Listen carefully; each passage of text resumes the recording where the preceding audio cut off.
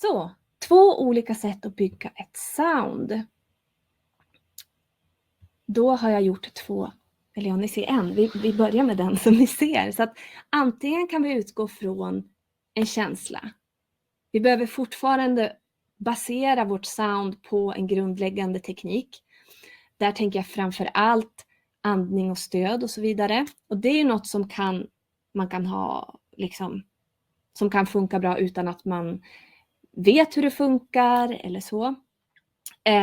Och det är också någonting som vi kan gå in och öva på för att lyfta hela sången. Det är därför jag har gjort den här grundläggande tekniken som en bas i botten. För jag ser verkligen att all sång vilar på den. Jag kommer återkomma till vad jag menar med den här biten också. Och sen kan vi fokusera då här på det här känsloblocket. På känslan, vad vill jag uttrycka? Och där har jag skrivit storytelling och närvaro. Bara för att vi utgår från känslan när vi sjunger så betyder ju inte det att det inte finns konkreta verktyg. Och jag jobbar framförallt med storytelling och närvaro. Alltså att bygga upp en story och att fokusera på att vara närvarande, kan vi säga väldigt kort. Så att det är liksom ett ingångssätt.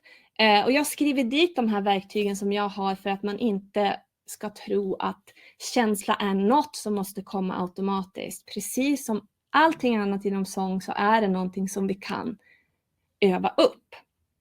Så det jag menar här är helt enkelt att när vi vill ha vårt sound så kan ingången vara liksom att okej, men jag vill låta rockig eller skrikig eller arg, eller jag vill förmedla jättemycket energi, eller det är det jag menar med att ha liksom känsla som infallsvinkel, utgångspunkt. Sen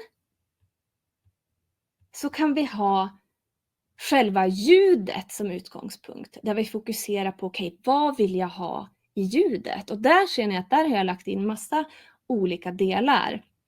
Så på samma sätt så är basen här också grundläggande teknik. Det är det som allting vilar på. Sen har vi då massa olika termer här. Så om vi går nerifrån och upp så har vi på första delen där så har vi klangtyper. Det är där jag jobbar utifrån CVTs klangtyper, alltså neutral, curbing, overdrive och edge.